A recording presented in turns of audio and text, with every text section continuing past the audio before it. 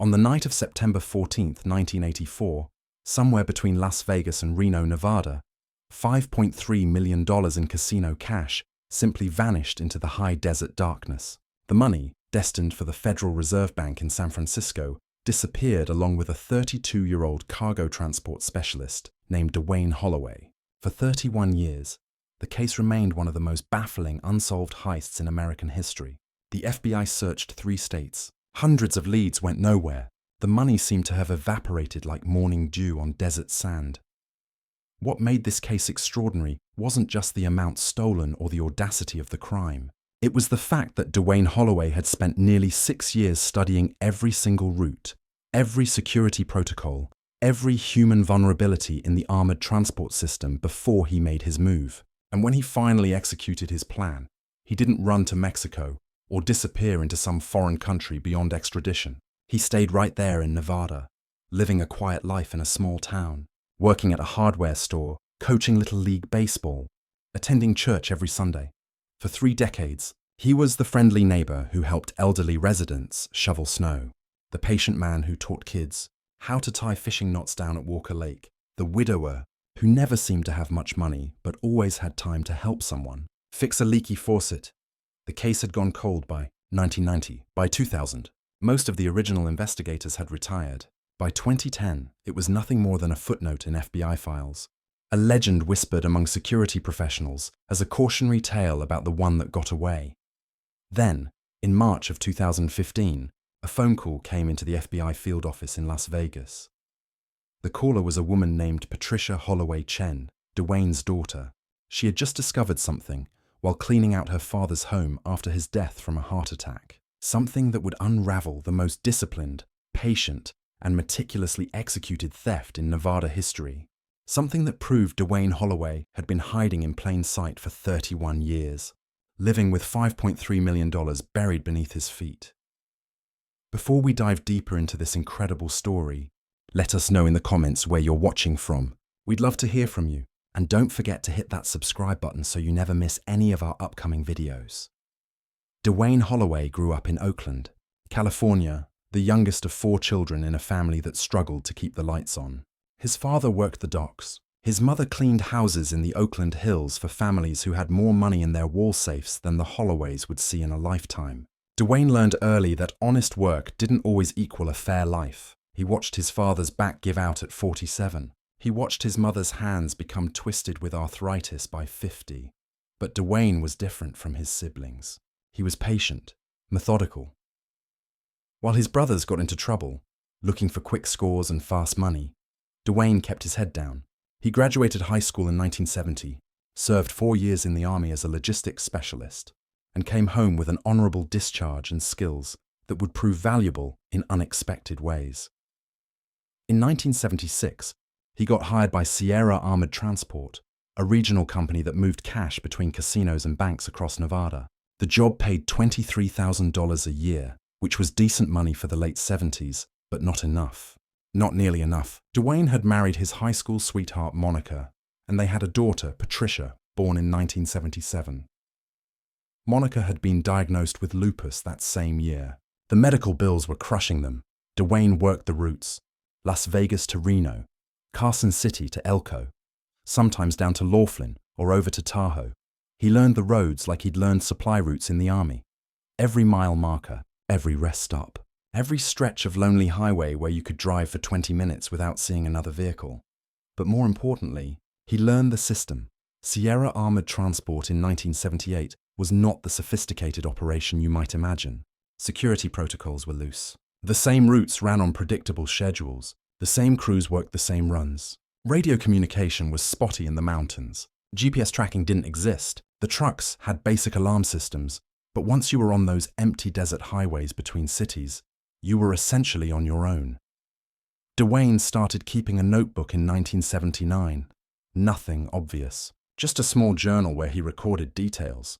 Weather patterns, traffic conditions, which rest stops had working payphones, which stretches of highway had the fewest sheriff patrols, when the radio dead zones occurred, how long it took for dispatch to notice if you missed a check-in.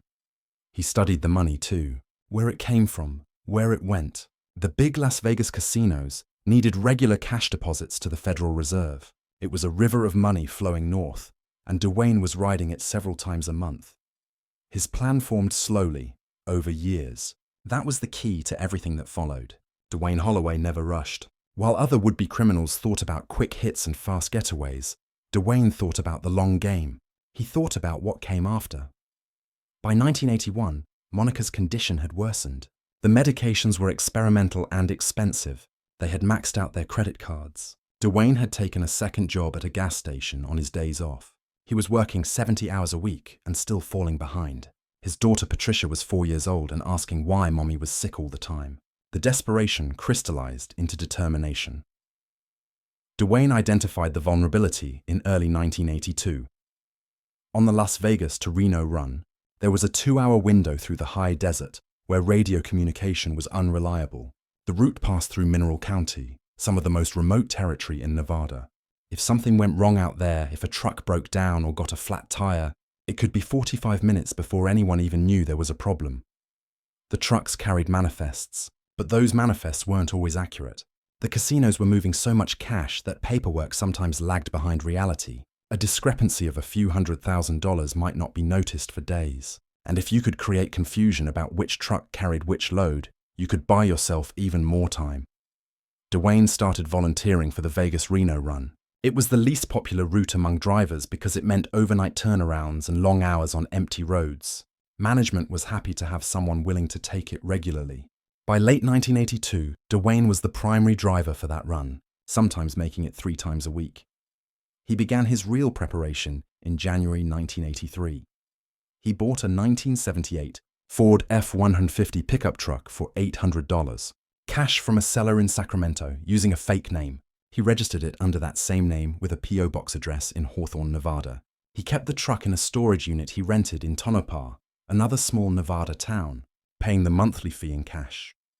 Over the next 18 months, Dwayne made his preparations with the kind of patience that would have impressed a chess master. On his days off, he drove the route in his personal car, scouting locations. He found an abandoned mining access road about 90 miles north of Las Vegas, barely visible from the highway, that led back into the hills for 2 miles before dead-ending at an old played-out silver mine. He purchased tools slowly, carefully, from different stores in different cities. Bolt cutters, a heavy-duty car jack, flashlights, tarps, everything paid for in cash, everything bought separately, nothing that would create a pattern. He researched the Federal Reserve procedures for reporting missing currency. He learned about serial number tracking, about how long it took for stolen bills to enter circulation databases, about which denominations were most easily laundered. He spent months in libraries, reading everything he could find about previous armored car heists, studying what worked and what failed. Most importantly, Dwayne thought about after. What happened after the theft was where everyone else failed. They ran, they spent, they drew attention. Dwayne planned to do the opposite. He would stay close, live small, and wait. He would wait years if necessary, decades even. In July 1984, Monica died. The lupus had ravaged her system despite all the treatments, all the medications, all the money they'd poured into fighting it. Dwayne stood at her funeral with 7-year-old Patricia holding her hand, and something hardened inside him. All that work, all that struggle, and Monica was still gone. The medical bills remained, though, over $60,000 in debt. The insurance company was denying claims. The hospital was threatening liens on their small house. Dwayne made his decision. After 6 years of planning, after hundreds of hours of observation and preparation, he would execute his plan. Not for Monica anymore. She was beyond help. But for Patricia, for her future, for the chance to give her something more than he'd ever had. He chose September 14th, 1984, for specific reasons. It was a Friday night, which meant the casinos would be shipping their weekend deposits. The forecast called for clear skies, new moon, no complications from weather. He would be working the Vegas-Reno run with a partner named Calvin Reese, who Dwayne had observed carefully over the previous year. Calvin was reliable, but not particularly alert. He liked to sleep during the long desert stretches while Dwayne drove. He was 56 years old, counting down to retirement, going through the motions. He was perfect. Dwayne spent the week before the heist in a state of eerie calm. He went to work every day. He picked up Patricia from school. He paid bills. He acted exactly as he always had. The only difference was what he did late at night when Patricia was asleep. He drove out to Tonopah 3 times that week, checking and rechecking his preparations. The pickup truck started every time. The mining road was still empty, still unused. Everything was ready. September 14th, 1984, started like any other Friday for Sierra Armored Transport. Dwayne Holloway arrived at the Las Vegas facility at 4 in the afternoon for the pre-trip inspection.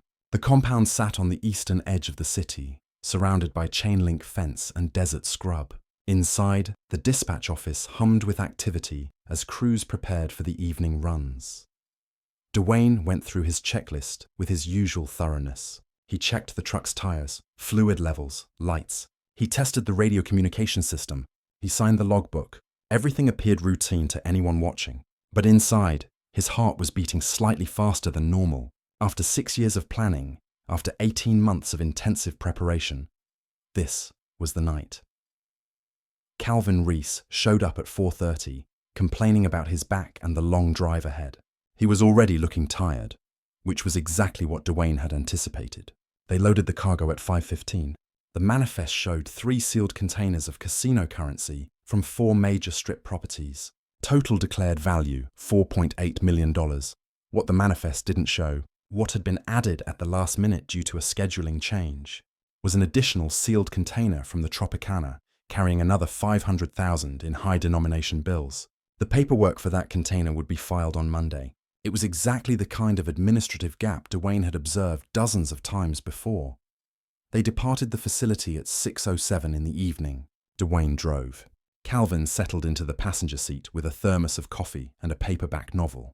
The radio crackled with dispatch communications as they headed north on Interstate 15, leaving Las Vegas behind as the sun began its descent toward the western mountains.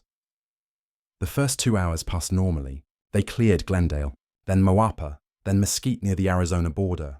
Calvin dozed off somewhere around Caliente, exactly as Dwayne had predicted. The man was nothing if not consistent. By the time they reached the turnoff for Highway 93 heading north, Calvin was snoring softly, the paperback open on his lap. Dwayne maintained his speed at exactly 65 miles per hour. He checked in with dispatch at 8:45, right on schedule, reporting their position near Pioche. The dispatcher acknowledged. The next check-in wouldn't be expected until 10:30, when they should be approaching Ely. The sun had set completely by 9 o'clock. They were deep in the high desert now, surrounded by darkness and mountains and emptiness. The highway stretched ahead like a ribbon of grey in the truck's headlights. They hadn't passed another vehicle in 20 minutes.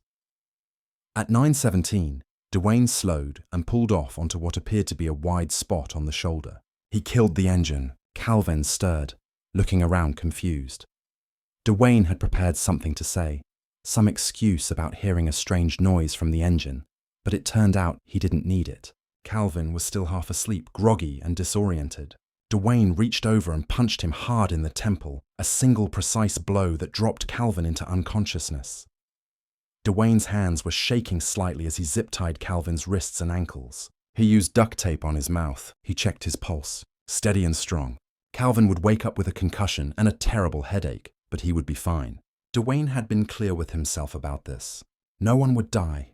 No one would be seriously hurt. This was about money, not violence.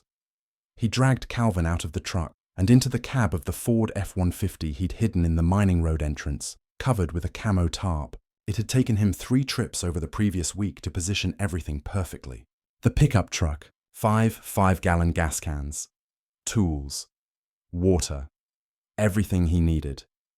Dwayne worked quickly now. He drove the armored truck off the highway and down the mining road, the heavy vehicle bouncing over ruts and rocks. 2 miles in, at the old mine entrance, he stopped and got to work. The cargo containers were designed to be difficult to access without proper keys and codes, but Dwayne had spent years learning the systems. He had the codes. He had copies of the keys. He had everything he needed because he'd been preparing for this night since 1979. He opened the containers one by one. The money was bundled and sealed in plastic. Hundreds, 50s, 20s, stacks and stacks of currency that represented millions of hours of labor by thousands of people, now sitting in metal boxes in the dark desert. Dwayne transferred the money to the bed of the pickup truck. Load after load, His back ached. Sweat poured down his face despite the cool night air. He worked steadily, methodically, the same way he'd done everything in his life. No rushing, no panic. By 11:15, the transfer was complete. $5.3 million sat in the bed of his pickup truck, covered with tarps. The armored truck sat empty except for Calvin, still unconscious in the passenger seat. Dwayne took a moment to make it look right. He scattered some of the empty containers. He left the truck's back doors open. He wanted it to look like someone had ambushed them, taken the money, and fled. A professional job. Multiple people, probably. That's what the investigators would assume. He wiped down surfaces where he'd touched things without gloves. He collected his tools. Then he drove the pickup truck deeper into the mining road, past the armored truck to where he'd scouted a hide site the month before, a depression in the terrain, masked by scrub brush, where the pickup could sit invisible from the air. He covered the truck with camo netting and brush. He buried the license plates. He scattered rocks and dirt to make everything look natural. Then he walked back to the armored truck. Calvin was starting to wake up, groaning behind the duct tape. Dwayne checked his watch. 11:43. Dispatch would be trying to reach them soon, wondering why they'd missed their 10:30 check-in. Dwayne got into the driver's seat one last time. He drove the armored truck back to the highway, back to the spot where he'd pulled over. He left Calvin zip-tied in the passenger seat. He left the back doors open. He left obvious signs of a robbery. Then he walked away into the darkness. He had a small backpack with water and supplies. The highway was 7 miles from where he'd hidden the pickup truck if you went cross-country through the desert. It would take him most of the night to hike it, but that was fine. That was part of the plan. Dwayne Holloway walked into the Nevada desert and disappeared. A Nevada state trooper found the armored truck at 12:57 in the morning, still running, doors open, radio squawking with increasingly urgent dispatch calls. Calvin Reese was semi-conscious, confused, telling a story about being ambushed by multiple men wearing ski masks. Within an hour, the highway was flooded with law enforcement. FBI agents arrived from Las Vegas by 3 a.m. The scene was processed with everything 1984 forensic science could provide. They found tire tracks, boot prints, evidence of a struggle, but no Dwayne Holloway. The search expanded with daylight. Helicopters swept the desert. K-9 units tracked scents that led nowhere. Roadblocks went up on every highway within a 100-mile radius. The FBI coordinated with local sheriff departments across 3 states. Special Agent Lawrence Mitchell led the investigation from the FBI's Las Vegas field office. He was 42 years old, 15 years with the Bureau, and he'd never seen anything quite like this. The precision of the operation impressed him even as it frustrated him. Someone had known exactly where to hit, exactly when to move, exactly how to disappear. Calvin Reese told his story repeatedly. 2 men, maybe 3. They'd forced the truck off the road. They'd known the codes to the cargo containers. They'd worked fast and efficiently, but the details kept changing slightly each time Calvin recounted them. He'd been knocked unconscious early. He hadn't seen faces. He couldn't provide useful descriptions. The focus quickly shifted to Dwayne Holloway. His background was clean.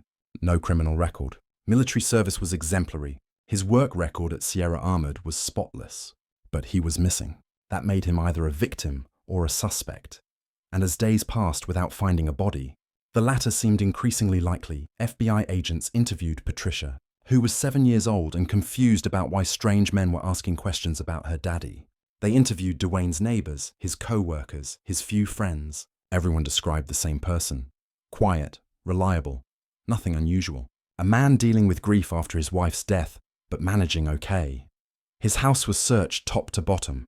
They found bills, photos, a child's drawings on the refrigerator. Nothing suspicious. No sudden wealth. No hidden cash. No evidence of planning a robbery. His bank account showed someone living paycheck to paycheck.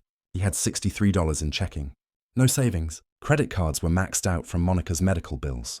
There was no evidence of offshore accounts or hidden assets. Special Agent Mitchell couldn't figure it out. If Dwayne Holloway had stolen $5.3 million, where was it? Where was he? How had he vanished so completely? The first theory was Mexico. Every criminal who stole money in the Southwest ran to Mexico. The FBI coordinated with Mexican authorities. They watched border crossings. They circulated descriptions and photos. Nothing. The second theory was accomplices. Maybe Dwayne had partners who'd taken the money and killed him in the desert. Maybe his body was out there somewhere, buried in the sand. They searched for months. Cadaver dogs.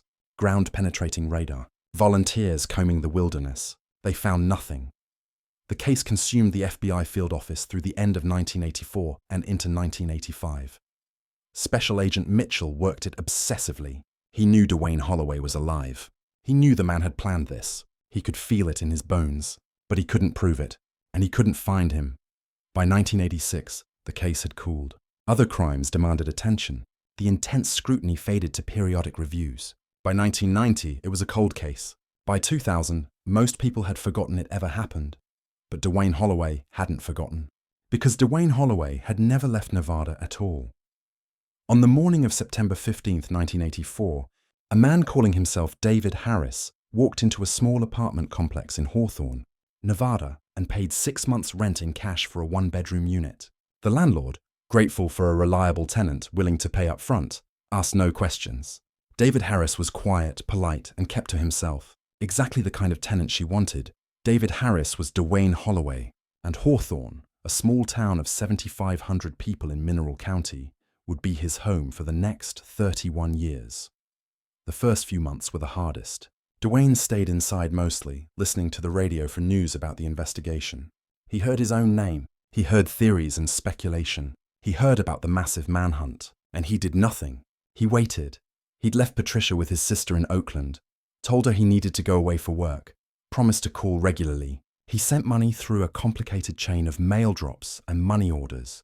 Never enough to raise suspicions, just enough to ensure Patricia was cared for. His sister thought he was working oil rigs in Alaska. She accepted the explanation.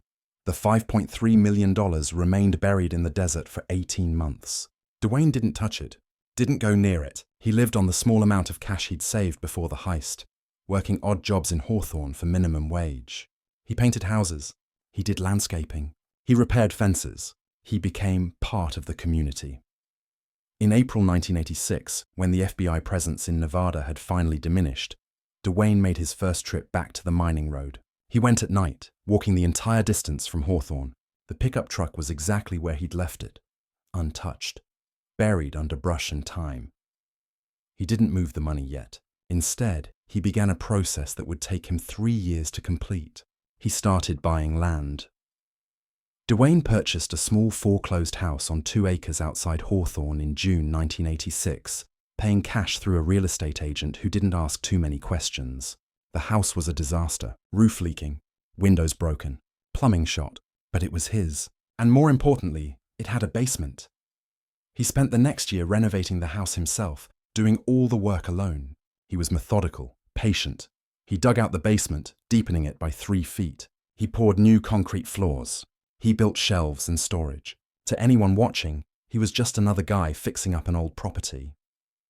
In the summer of 1987, Dwayne began moving the money, not all at once, in pieces. He would drive out to the mining road every few months, always at night, always on foot, and retrieve several $100,000 at a time.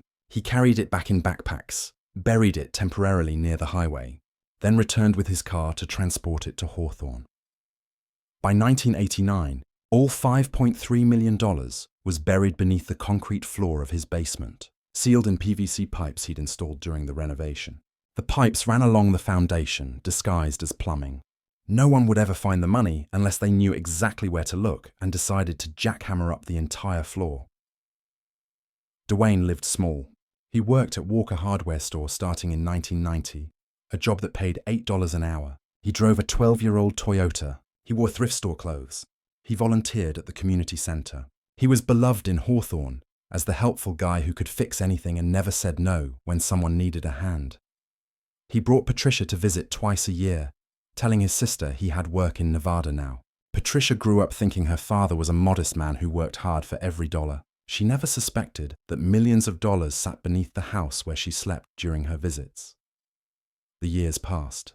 1990 became 2000. 2000 became 2010. Dwayne aged gracefully. His hair went grey. He developed a slight limp from an old injury. He became Uncle Wayne to half the kids in Hawthorne, the patient man who taught them how to bait hooks and throw fastballs. He attended church. He paid his taxes. He never drew attention. He never spent beyond his means. He lived a quiet, decent life with $5.3 million buried beneath his feet. There were close calls over the years. In 1993, an FBI agent visited Hawthorne as part of a routine sweep of small Nevada towns, showing photos of Dwayne Holloway from 1984. The agent came into Walker Hardware store where Dwayne was working. Dwayne helped him find some hinges for a door, made small talk, and watched the agent leave without recognition. 9 years had changed his appearance enough. The grey hair, the 20 extra pounds, the weathered desert sun on his skin. In 2001, Patricia graduated from college. Dwayne attended the ceremony in Oakland, terrified that somehow someone would recognize him. But no one did. He was just another proud father, crying as his daughter received her diploma. The psychological toll was different than Dwayne had anticipated. He'd thought the guilt would consume him, but it didn't. He'd long since justified the theft in his mind. The casinos had insurance. No one had been seriously hurt. Calvin Reese had retired with full benefits. Dwayne had taken from a system that had taken everything from him and Monica. What did haunt him was the loneliness. He could never truly be close to anyone. Every friendship had a wall. Every conversation had boundaries. He lived with a secret that isolated him, even as he stood in crowds. He thought about turning himself in sometimes, especially as he got older, but he couldn't. Patricia was building a life. She'd married a good man, an engineer named Robert Chen. They had a daughter, Dwayne's granddaughter. He couldn't destroy their peace with the truth, so he waited, and the years continued to pass. Dwayne Holloway died on March 3, 2015, at the age of 62. He had a massive heart attack while working in his garden, planting tomatoes for the summer season. The paramedics tried to revive him. They couldn't. He was gone before they arrived at the hospital in Fallon. The town of Hawthorne mourned him. Over 200 people attended his funeral. They told stories about his kindness, his humor, his willingness to help. Patricia stood at the front of the church, devastated by losing her father, having no idea that the man she'd just buried had lived a double life for 3 decades. She stayed in Hawthorne for a week after the funeral, beginning the painful process of settling his estate, the house, his belongings, a lifetime of accumulated possessions that needed to be sorted, donated, or discarded. On March 10th, Patricia was cleaning the basement. Her husband Robert was with her, helping move boxes. The basement was full of tools, old furniture, things her father had collected over the years. They were working through it systematically, deciding what to keep and what to give away. Robert was moving a heavy tool chest when he noticed something odd about the floor. A section of concrete near the foundation looked different, newer, the color slightly off from the surrounding floor. He mentioned it to Patricia. She came over to look. They examined it more closely. Robert, being an engineer, had a professional curiosity about structures. Something about the floor seemed wrong. The concrete was thick in spots, thin in others. There were irregularities he couldn't explain. He got a hammer and chisel from the tool chest. Just exploring, curious, he chipped at the edge of the suspicious section. The concrete broke away easily, too easily. Beneath it, they could see PVC pipes. Patricia assumed it was plumbing. Old pipes her father had never properly finished. But Robert kept chipping. The pipes ran horizontally along the foundation. That wasn't right for plumbing. He broke away more concrete. Patricia pulled out one of the PVC pipes. It was sealed at both ends with caps. It was heavy. Much heavier than an empty pipe should be. She twisted the cap off. Money fell out. Bundles of old $100 bills sealed in plastic bags wrapped in duct tape. She stared at it. Robert stared at it. Neither of them spoke for a long moment. They pulled out another pipe. More money. And another. And another.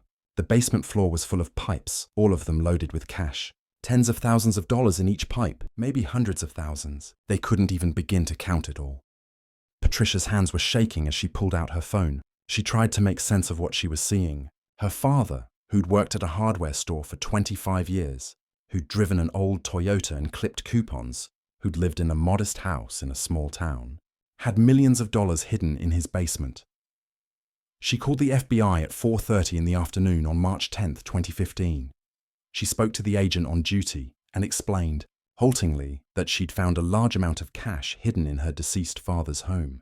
The agent asked routine questions. How much? She didn't know. A lot. More than she could count. He asked for the address. She gave it.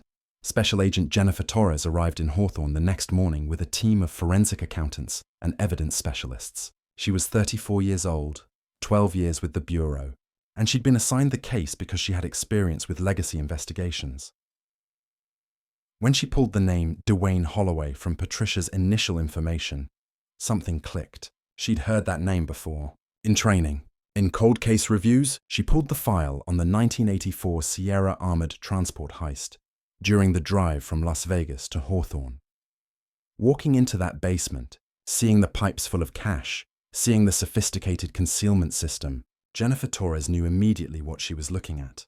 The FBI had found their ghost, 31 years later, buried under concrete, hidden in plain sight in a small Nevada town. The recovery took 3 days. They extracted 47 PVC pipes from the basement floor. They counted $4.7 million in cash. Much of it was still in the original casino wrappers from 1984. The serial numbers matched records from the robbery. There was no doubt, this was the missing money. The FBI pieced together Dwayne's life in Hawthorne. They interviewed neighbors, employers, friends. Everyone was shocked. The quiet hardware store employee had been a fugitive. The patient man who coached Little League had stolen over $5 million and lived with it hidden beneath his house for decades. Patricia was devastated. Her father's entire life had been a lie. Every visit, every conversation, every moment they'd shared had been built on a foundation of deception. She cooperated fully with the investigation, providing access to everything, answering every question, even though it destroyed her understanding of who her father had been. The remaining $600,000 was never recovered. The FBI theorized Dwayne had spent it slowly over 31 years, laundering small amounts through cash transactions, careful never to draw attention. $600,000 over 3 decades was less than $20,000 a year, easily hidden in a cash-based lifestyle. The casino's insurance companies, which had paid out the claim in 1985, took possession of the recovered money. The legal proceedings took months. Patricia was not charged with any crime. She'd had no knowledge of her father's theft. She inherited the house and his modest legitimate possessions, but nothing else. Special Agent Torres closed the case file in September 2015, exactly 31 years after Dwayne Holloway had walked into the Nevada desert and disappeared. In her final report, she noted the extraordinary patience and discipline it took to live as a fugitive for 3 decades without making a single mistake, without giving in to the temptation to spend the money or leave Nevada. She noted that if Dwayne had survived another year or two, he likely would have died with his secret intact. The town of Hawthorne struggled with the revelation. Some people felt betrayed. Others remained loyal to the memory of the man who'd helped them, regardless of what he'd done in 1984. The hardware store hung his photo on the wall anyway, a small gesture of complicated forgiveness. Calvin Reese, the partner who'd been knocked unconscious during the heist, had died in 2007. He'd never known that Dwayne had been responsible. He'd gone to his grave thinking multiple criminals had ambushed them that night. The case became a legend in law enforcement circles. The FBI used it in training sessions about long-term fugitives and the psychology of criminals who successfully hide in plain sight. Security companies studied Dwayne's methods and tightened protocols. The patience he demonstrated became a cautionary tale about insider threats and the need for thorough background checks, even on trusted employees. For Patricia, the aftermath was about rebuilding her understanding of her father. Therapy helped. Time helped. She eventually came to a complicated peace with it. Her father had done something terrible, yes. He'd stolen millions of dollars and lived a lie, but he'd also been a good father to her. He'd supported her education. He'd loved her granddaughter. He'd been kind to strangers. People were complicated. Even criminals, especially criminals. In March 2016, a year after the discovery, Patricia visited her father's grave in Hawthorne. She stood there for a long time, thinking about the man buried beneath the desert soil. The thief, the fugitive, the patient planner who'd executed one of the most disciplined heists in American history, and also her dad, the man who taught her to ride a bike and helped with her homework and called every Sunday.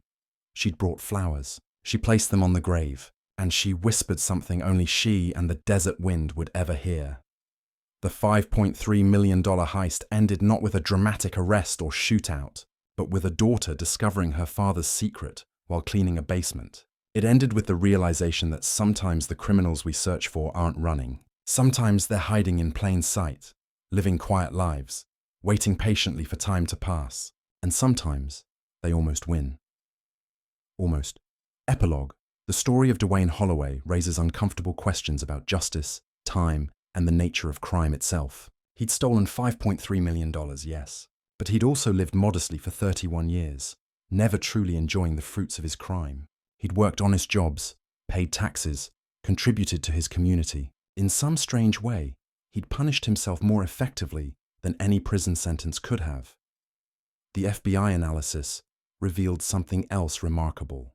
In those 31 years, Dwayne had only spent approximately $600,000 of the stolen money. That worked out to roughly $19,000 per year. He'd used it to supplement his hardware store income, to help Patricia through college, to fix his roof when it leaked. Small amounts, careful amounts, never enough to draw suspicion. He died with nearly 90% of the money still buried beneath his basement floor. What kind of thief steals millions and doesn't spend it? What kind of criminal exercises that level of restraint for 3 decades? Sierra Armored Transport had gone out of business in 1992, unable to recover from the reputational damage of the unsolved heist. 17 employees lost their jobs. The ripple effects of Dwayne's crime extended far beyond the stolen cash. Today, the house in Hawthorne sits empty. Patricia couldn't bring herself to sell it, but she couldn't live there either. It stands as a monument to patience, discipline, and the strange double life of a man who became a ghost while remaining completely visible. The case file sits in an FBI archive in Las Vegas, closed but not forgotten, a reminder that sometimes the most successful criminals aren't the flashiest or the boldest. Sometimes they're the patient ones, the ones willing to wait, the ones who understand that the real trick isn't stealing the money. The legacy. In the years following the discovery, security protocols across the armored transport industry underwent massive overhauls. GPS tracking became mandatory. Dual authentication systems replaced simple codes. Psychological evaluations became standard for all employees handling high-value cargo. Dwayne Holloway's ghost influenced an entire industry's evolution. The mining road where he'd hidden the armored truck that September night in 1984 has been reclaimed by the desert. The Bureau of Land Management sealed the old silver mine entrance in 2017 for safety reasons. Nature erased the evidence. Wind and sand covered the tire tracks that had once led investigators nowhere. Patricia Chen eventually wrote a private memoir about her father, never published, just for herself and her daughter. In it, she tried to reconcile the two Dwaynes she'd known, the loving father and the calculated criminal. She concluded that perhaps he'd been both, fully and completely, and that accepting that contradiction was the only honest way forward. The $4.7 million recovered from the basement was divided among insurance companies and creditors. Patricia received nothing. She didn't want anything. Some inheritances, she learned, are better left buried. The hardware store in Hawthorne still stands. They kept his name tag, a small, strange memorial to the man who'd fooled everyone for 31 years.